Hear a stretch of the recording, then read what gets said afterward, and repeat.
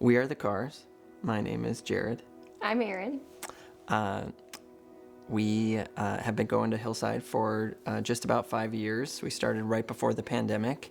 So we met at Bethel University, and Jared, it was his last year there, and I was a sophomore, and we were just sort of drawn to each other and sort of our playful nature and enjoyed hanging out with one another. And I think one of the best parts was that we both love the Lord, and we're hoping to grow a family and spend our lives kind of seeking after him. So we were married for 5 years, and we had our first child, and it was Esty, our oldest, and then we had another one about 3 years later, which felt like a good mix. Yeah. We were like, okay, this is a good space. And then really on our second son's first birthday, we found out I was pregnant with twins. We found out probably 3 months in that one of our daughters had some significant health issues, and so it started sort of this spiral of doctor's appointments and figuring out what that would look like for our family. In utero, we thought that there was going to be some issues, but then... Yeah, we thought there would be a procedure or two quickly after. We soon found out that it was much worse than they had estimated and that we could have imagined. And it was actually I think it was the day after Christmas, or maybe even Christmas Day. Yeah, they were born a couple days before Christmas. They were going in to kind of do a normal procedure, and our surgeon came back and just said, it looks like Alice in Wonderland inside your daughter's digestive tract, or in and around her stomach. We couldn't find her stomach. I think I might have seen her pancreas. Her intestines were just unhealthy and small, and so I was going in to place a feeding tube, but I just closed her back up. I think we're gonna have to look for everything in another way. Driving home, I remember thinking we're gonna have to get rid of one of our cribs because we just didn't think she was gonna survive. And for months, actually, we would drive home wondering if she would ever make it home. There were many, many times over the course of that year for different procedures that we just thought, not only is she maybe not gonna make it, but what is her quality of life gonna be? Yeah. Is she gonna be able to have joy or comfort or go to kindergarten or anything? Yeah, I keep thinking about the support that we had from all the believers that we knew. Mm-hmm. So you called me and said, something went wrong with the procedure, something's wrong with Scout, I need you to come into the hospital, I need to talk to you about it. And right away, my mom called, like everyone she knew.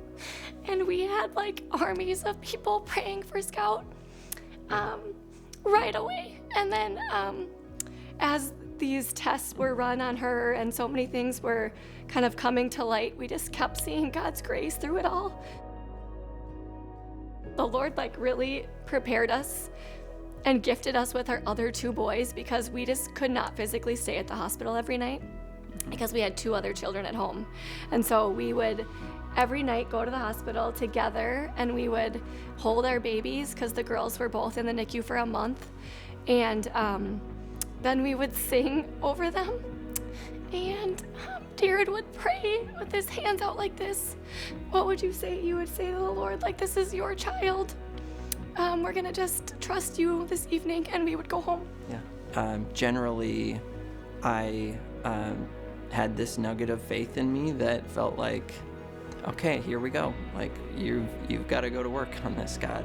In times when we could not pray because it was so hard, we had armies of people praying and bringing meals and rearranging their lives to support us and to watch our other kids.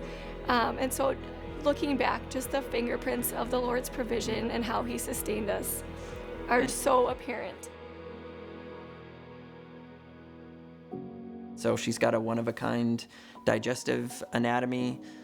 She has a feeding tube now, right in her near her belly button. Her intestine instead of her stomach. She didn't have a stomach. They never found a stomach, so they were like, let's just try it in her intestine, and it's worked out.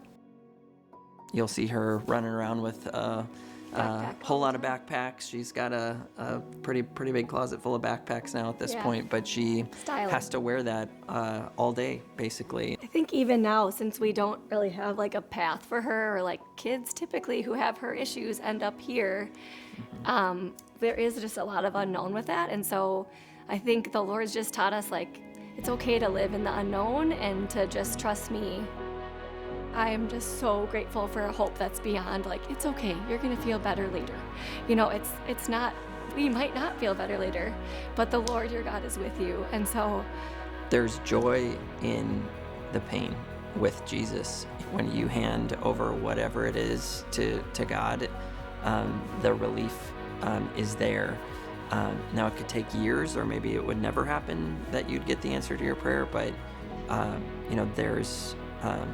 there's love and joy and relief when you surrender your pain and fear and worry.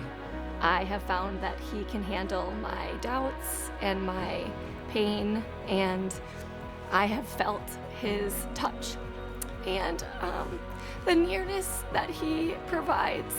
I just think about how the weight of that backpack that she carries just reminds me, it's like literally a physical reminder of the weight of our sin and how Jesus took all that away. And when we are in our new bodies, she'll have a new body and be literally without that weight. But it really is a reminder to us, I guess, every day of like, gosh, the weight of what we experience here on earth is not what the Lord intended and what God intended for us.